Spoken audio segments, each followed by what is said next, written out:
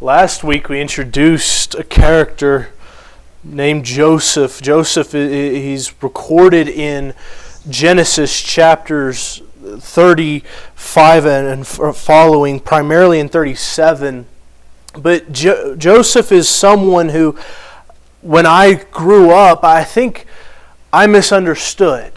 And we talked about it a little bit last week, but when you look at the life of Joseph, especially the early life of Joseph, Joseph is sometimes portrayed in a way that presents him almost as being at best naive, but potentially even an arrogant. As we look at the stories of his youth, the first real encounter we have with Joseph is very early in chapter 37, where we're told that Joseph gave a bad report of the sons of Bilhah and Zilpah to his father. That's Genesis chapter 37 and verse 2. Joseph is only 17. And so from a worldly standpoint, there's this view of Joseph as he's the tattletale little brother. But we talked about it last week. Joseph is a faithful individual, and when we look at this encounter, I think what we see is a case of a son who is a faithful son. He has integrity, and he's willing to go to his father and say, "Dad, there are things you need to know that your sons are doing." We talked about it. I don't know that any 17-year-old brother is unaware of the fact that if you tell on your siblings, they're not going to like you. That seems to be what Joseph is doing here. And so we have a case of an individual who is a faithful son. He's willing to go to his father and to inform his father of things that his father needs to know, even when it's not going to win him any favors amongst his siblings. The next encounter we have with Joseph is perhaps one of the more popular stories of Joseph's early childhood, and that is the telling of the two dreams. As Joseph tells his brothers, "I've had these dreams." The first dream, Joseph says, "We were out in the field and we were gathering sheaves, and your sheaves bowed down to my sheaves." Then Joseph tells a second dream that he has, in which the sun, moon, and 11 stars all bow before his star. And so he tells these dreams, and the implication being that Joseph's family would bow before him. Joseph's brothers are enraged by this. And it's easy to look at this story and say, "Joseph, why didn't you just keep this information to yourself? Why did you go and tell your brothers? Didn't you know that would upset them?" But as we discussed last week, dreams in the Old Testament, they play an important role as God uses them to communicate with His people. And we're going to see some more of that today. So we looked at Joseph as the faithful son, and then we saw him as the faithful prophet, willing to deliver a message from God, even when it's going to cause those who he's ministering to hate him even more. And we looked at that theme as the text says that Joseph's brothers hated him. And then he tells the dream, and the text says they hate him even more. 2 or 3 times it says they hate him. Ultimately, it lands on they're jealous of him, and eventually they'll plot to murder him, and that plot will evolve into selling him into slavery. But Joseph is not, I don't believe that Joseph is so naive as to think that telling these dreams will go well. But Joseph understands that dreams come from God. And so Joseph is willing to share God's message even when it isn't popular. And then the third thing we looked at last week is that Joseph is the faithful servant. We looked at Joseph in the house of Potiphar, how God was with Joseph and showed him favor as a result of his faithfulness and calls Joseph to succeed. But Joseph runs into trouble when Potiphar's wife turns her eye towards him. And Joseph will refuse the advances of Potiphar's wife. And if you remember the faithful statement of Joseph, how can I do this thing against my master and sin against God? And Joseph pointing out that that Potiphar has made him ruler over the entire house. There's nothing in the house that Joseph doesn't have control over except for Potiphar's wife. And so Joseph says, I am not going to take the one thing my master has not given me.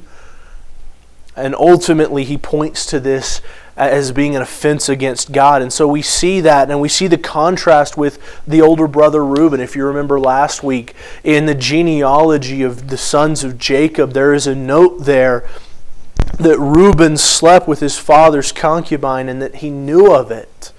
And so there's this contrast between the character of Joseph and the character of his siblings. Reuben will seemingly pursue an ungodly relationship with another man's wife, whereas Joseph will flee from it. And so we see the faithfulness of who Joseph is in that moment.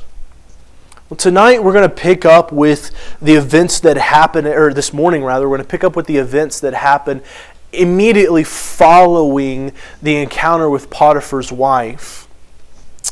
If you remember last week, Potiphar's wife will make one final attempt to sleep with Joseph, and when that doesn't work, she's able to get a hold of his garment as he flees, and she's going to use that to falsely accuse him, and that picks up in Genesis chapter 39.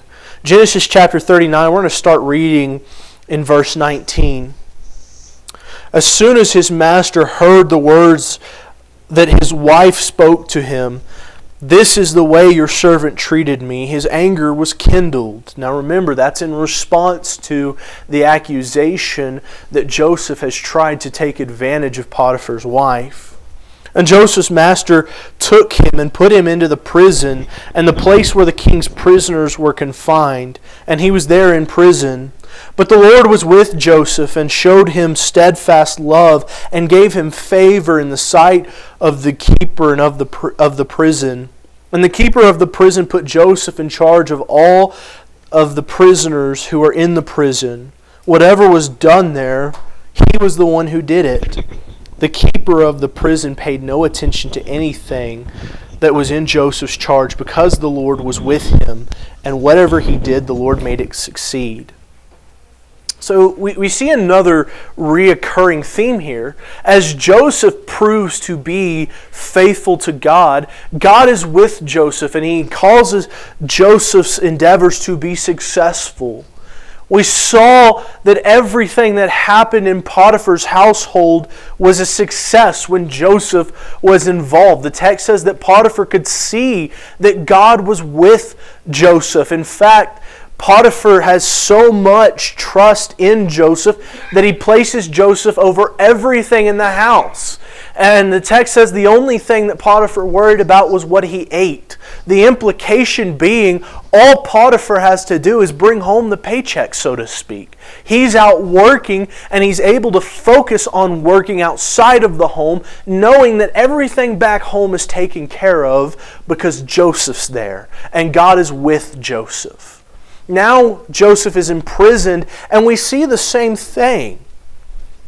Joseph is in prison, and yet the keeper of the prison has put Joseph in charge of everything. He's taken this prisoner and he's elevated him to a position. The text says anything that got done was done by Joseph. And the keeper of the prison had no need to worry about the things that were going on because Joseph was taking care of it. Whatever was done there, he was the one that did it. And the keeper of the prisoner paid no attention to anything that was in Joseph's charge because the Lord was with him. Whatever he did, the Lord made succeed. Again, compare that to what we're told happened in the house of Potiphar back in verses 2 through 6. The Lord was with Joseph and he became a successful man.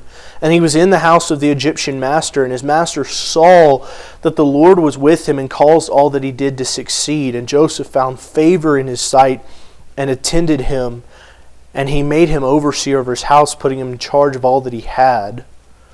There is this reputation that Joseph has in each of these situations, each of these phases in his life. Joseph is faithful, and God is with Joseph. And Joseph is repeatedly put into positions of power and authority because he has this reputation as being someone who's faithful. Think about the position that Joseph is in as keeper of the prisoner, or keeper of the prison, one who's been placed in charge of things going on in the prison. I don't know exactly the details of everything that Joseph had control over, but I think if I were in Joseph's shoes, it seems that Joseph maybe had a possibility of escaping. Joseph's placed in charge, the keeper's not paying attention to what's going on. I wonder if perhaps Joseph could have just slipped out and been gone one day. And as I think of how I would feel in Joseph's situation, at least from a worldly standpoint, putting aside Christian morality, it would be really easy for me to justify leaving if I were in Joseph's shoes. To say, I'm here because of a false accusation that was made against me. Joseph is in prison because of what Potiphar's wife said, but she lied. The only reason Joseph is in prison is because it was the word of a slave versus the word of the wife of the house. It would have been very easy, and I'm sure tempting, for him to say, well, really, I'm not doing anything wrong if I leave, because I shouldn't be in here in the first place. But that's not who Joseph is. Joseph is faithful, and he's willing to stay there and to not flee. And we think about what impact fleeing would have had. Do you remember in the New Testament when the Apostle Paul is in prison, and the earthquake opens the doors of the prison and releases the shackles, and the guard comes back and he sees the doors open? His immediate thought is, the prisoners are gone. And he's about to take his life because he understands it would be better for him to take his own life than to face the punishment that's going to come of failing his job. I think about what would have happened to the keeper of the prison had Joseph left. But that's not who Joseph is. Joseph stays, and he works, and he trusts in God. And again, not just sitting there sulking, but working, doing things, and showing the character of someone that is with God. While Joseph is in prison, Joseph will have a second opportunity to play the prophet of God. And that's something that I find interesting. When we look at everything Joseph has been through up until this point, it would be easy to give up on God. And my belief, and again, this is just me, is that generally speaking, when you go through the kinds of things that Joseph has experienced, there are one of two outcomes. It either destroys your faith or it cements it. I don't know that you could go through being betrayed by your own siblings, sold in slavery, falsely accused, and now imprisoned, and be just kind of faithful. You either blame God and turn away from Him, or you turn to Him as a source of strength. And that seems to be what Joseph does. He doesn't give up on his faith. He leans into it. And so we're told in Genesis chapter 40 that there came a time when the cupbearer of the king of Egypt and the baker committed offense against the Lord, or the king of against their Lord and the king of Egypt. So they've done something wrong, and so Pharaoh throws these two individuals into prison. We're told that in verse 40, or chapter 40, verse 4, that the captain of the guard appointed Joseph to be with them and to attend to them. And they continued for some time in custody. And so these two individuals are thrown in prison and they're placed under Joseph's care. And then verse 5, one night they both dreamed, the cupbearer and the baker of the king of Egypt, who were confined in the prison, each had his own dream. and each dreamed with his own interpretation, each dream with its own interpretation. So there's these two individuals that are in the care of Joseph, and they both have a dream. And when morning comes, they begin to discuss the dreams that they're having. And verse 6 says, when Joseph came to them in the morning, he saw that they were troubled. And so he asked Pharaoh's officers who were with him in their custody in the master's house, "Why are your faces cast down?" And he said to them, "We had dreams, and there is no one to interpret them." And Joseph said to them, "Do not interpretations belong to God?" Now, I think this is, again, it lends credence to the fact that dreams play a significant role in the Old Testament, and especially in the life of Joseph. This is now the second time that Joseph will have dealings with dreams that have meaning behind them. And Joseph tells them that these dreams, their interpretation is from God. These dreams are messages from God, and the only one that can give the answer to the interpretation is God Himself. Now, we're not going to read through all of it, but the first individual, he has this dream. Let's see. He says in verse 10, starting in verse 9, "In my dream there was a vine before me, and on the vine there were 3 branches. As soon as it budded, its blossoms shot forth, and its clusters ripened into grapes. Pharaoh's cup was in my hand, and I took the grapes and pressed them into Pharaoh's cup, and placed the cup in Pharaoh's hand." Now, Joseph interprets this dream, and he tells him, in 3 days you're going to be lifted up out of this prison, and you're going to be restored to your place, to the job that you previously had. And so the baker sees that Joseph interprets the cupbearer's dream, and he sees that it is a favorable interpretation, and so he wants his dream interpreted. The chief baker, verse 16, when the chief baker saw that the interpretation was favorable, he said to Joseph, "I also had a dream. There were 3 cake baskets on my head, and in the uppermost basket there were all sorts of baked foods for Pharaoh, but the birds were eating out of the basket on my head."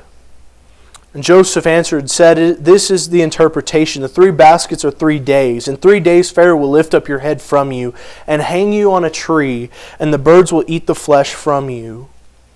We're told later, or in the verses that follow, that in 3 days everything that Joseph said would happen came about. The cupbearer is released from prison and restored to his duty, but the baker, on the other hand, is taken out of prison and he's hung. And Joseph asked the cupbearer, when he interpreted the dream, to remember him. And unfortunately, the text ends on a sad note. Verse 23, "Yet the chief cupbearer did not remember Joseph, but forgot him." So Joseph is left in prison. While he's in prison, he's working. He's still playing the role of the prophet. He's still being faithful to God, even in this dire situation. He asks only that the cupbearer would remember him. But as soon as the cupbearer gets out, Joseph is forgotten. Day after day, Joseph will sit in this prison for a crime that he didn't commit. But through it all, Joseph still stays faithful. And again, I think this is a key point of application when we look at the life of Joseph.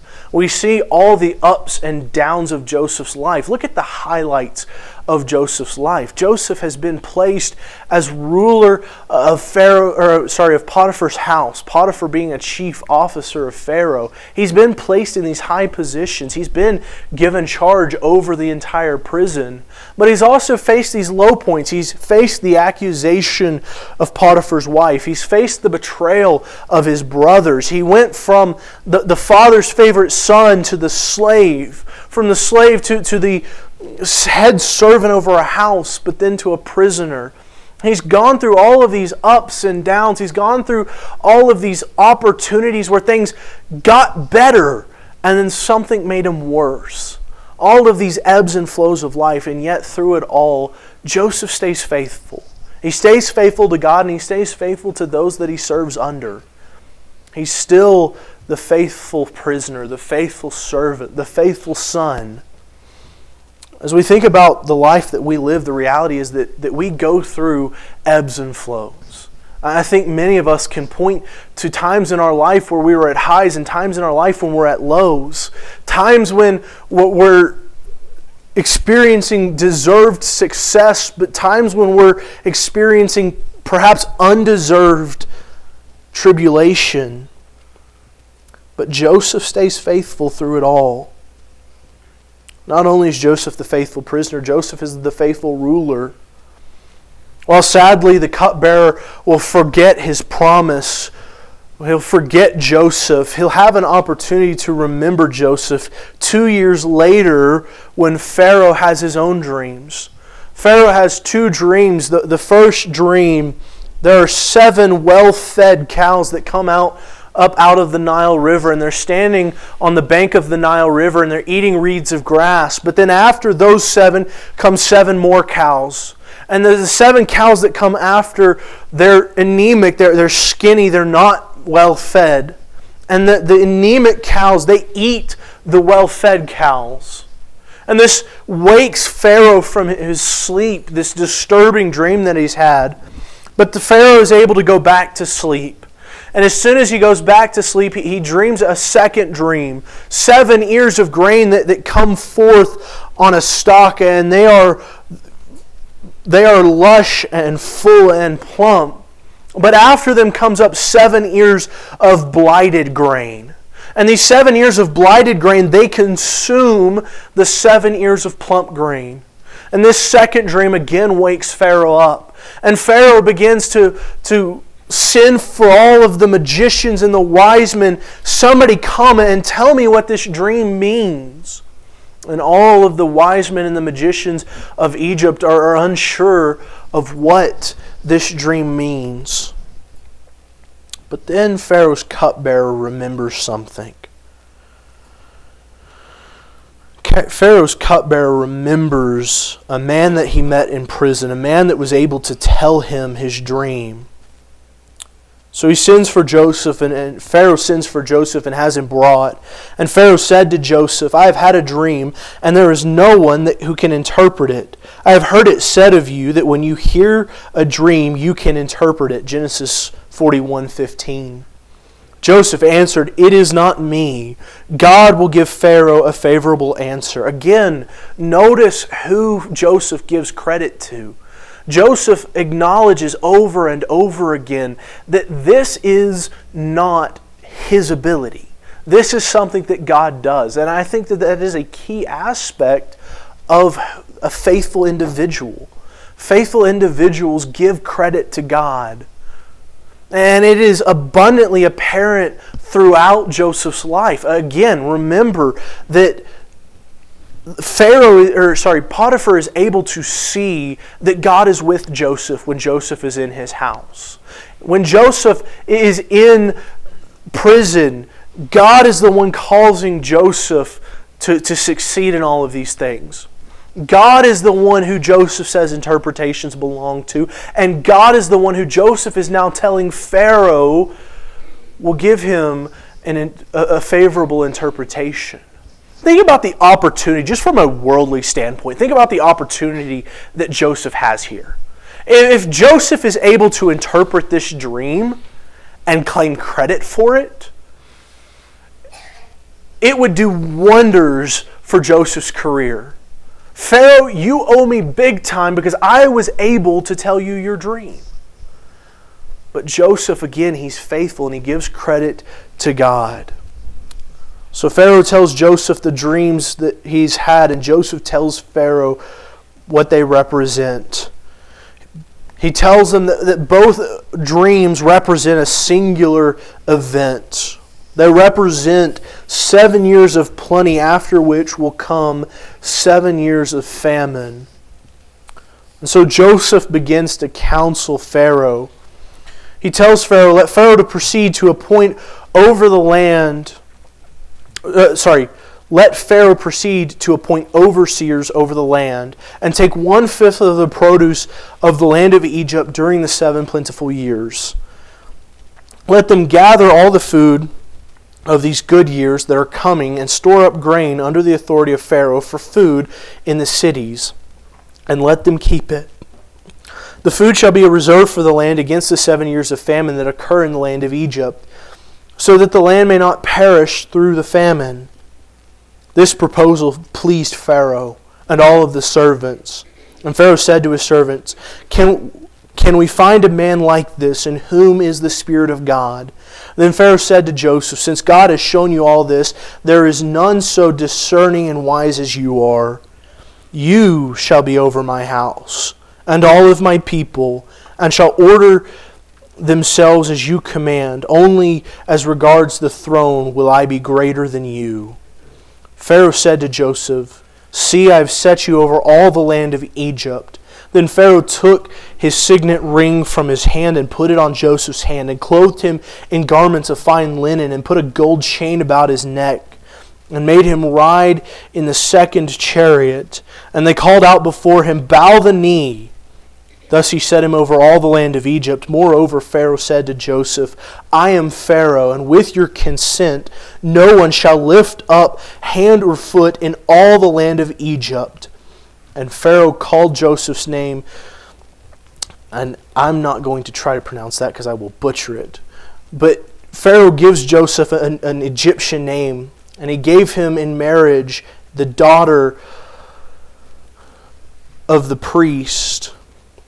And so Joseph went out over the land of Egypt. And so there is this triumphal moment in Joseph's life where he sees once again his life restored and blessings restored to him again as a result. And when we look at the credit that Pharaoh gives, even Pharaoh gives credit to the God of Joseph. And he recognizes that Joseph is someone that the Spirit of God is with.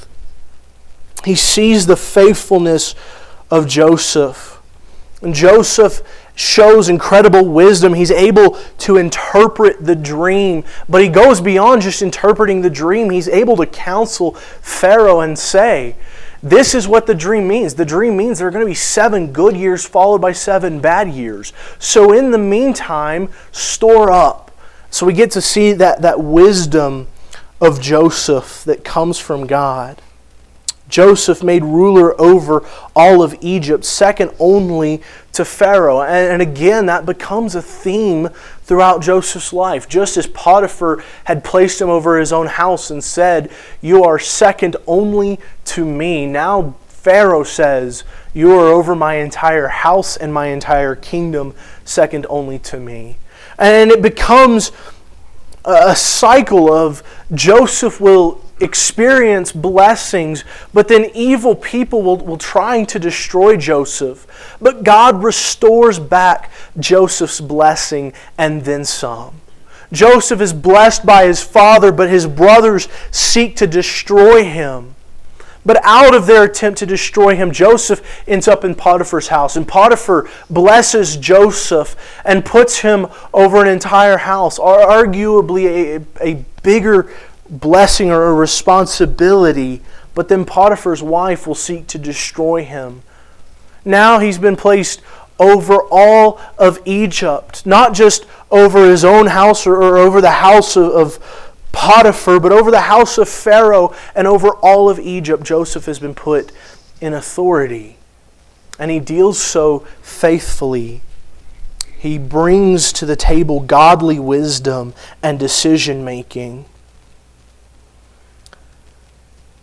The 7 years of plenty come to an end, and the 7 years of famine begin. But we're told in Genesis 41 verse 54, there was famine in all the lands, not just Egypt, but all of the lands. But in all the lands of Egypt there was bread. When all the land of Egypt was famished, the people cried out to Pharaoh for bread. Pharaoh said to all the Egyptians, Go to Joseph, and what he says to you, do. There again is that trust that has been placed in Joseph. And so as famine spread over all the land, Joseph opened the storehouses and sold to the Egyptians, for the famine was severe in the land of Egypt. Then verse 57, moreover, all the earth came to Egypt, to Joseph, to buy grain, because the famine was severe over all the earth.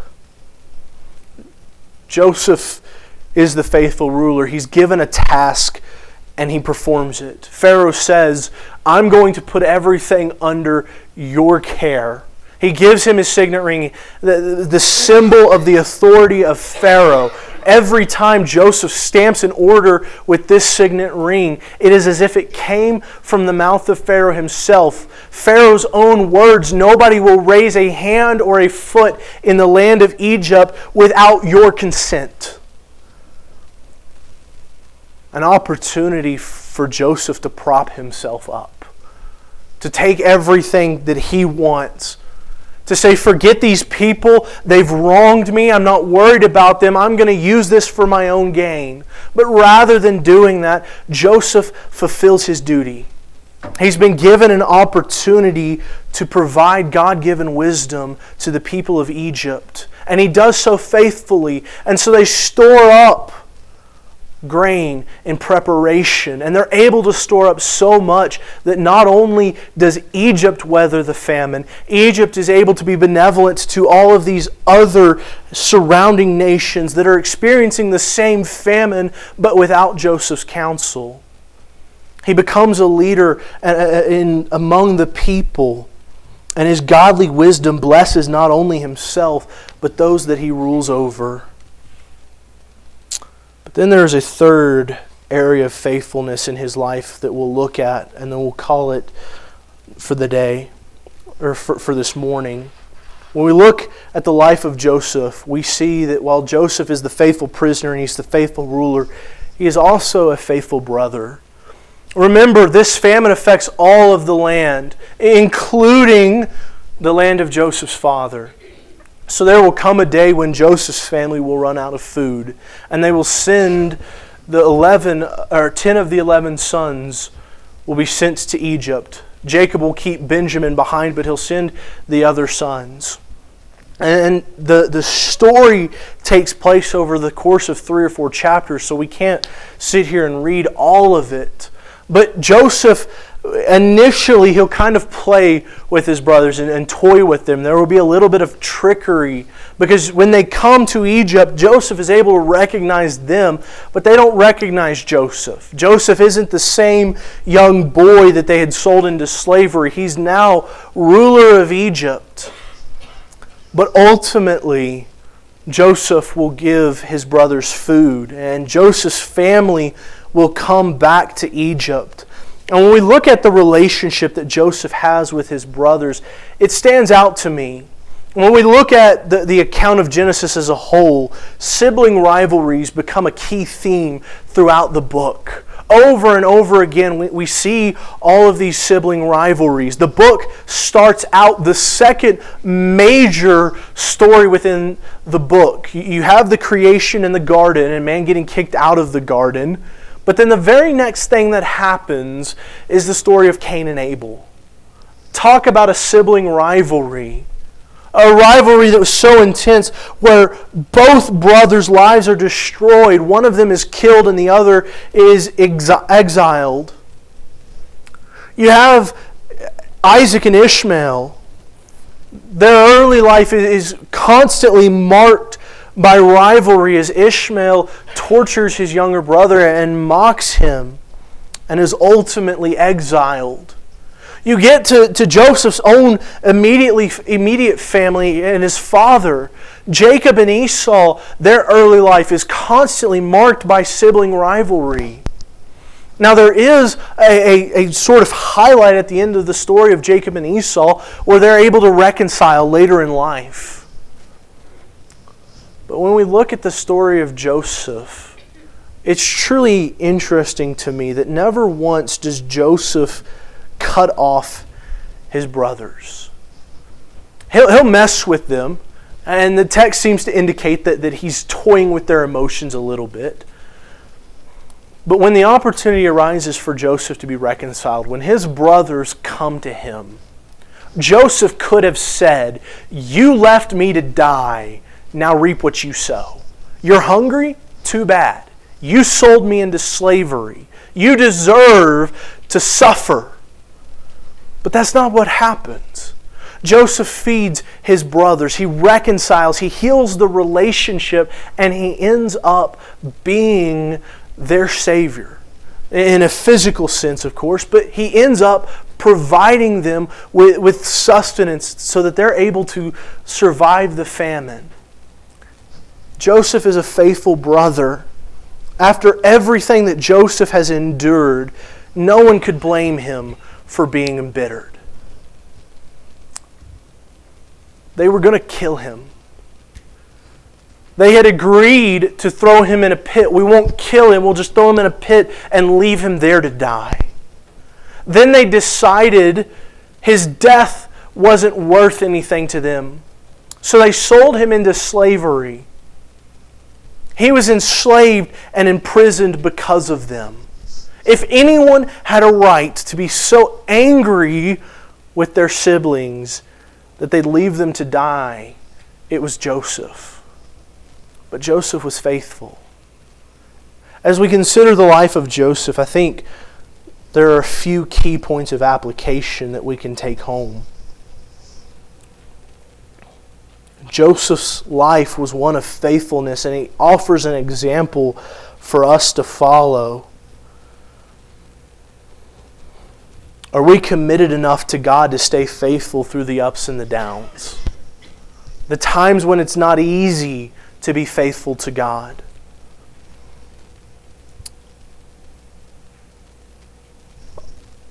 Are we willing to be faithful to God and to His people when God's people fail us at every turn? Joseph's family failed him. His master failed him. His fellow inmates failed him. But Joseph was faithful to God, and he was faithful to people. He was willing to reconcile. He didn't harbor the hatred towards those that failed him. He never turned his back on God. He was willing to be a prophet for God even when it wasn't easy. He was willing to lean on God and to give God credit when credit was due.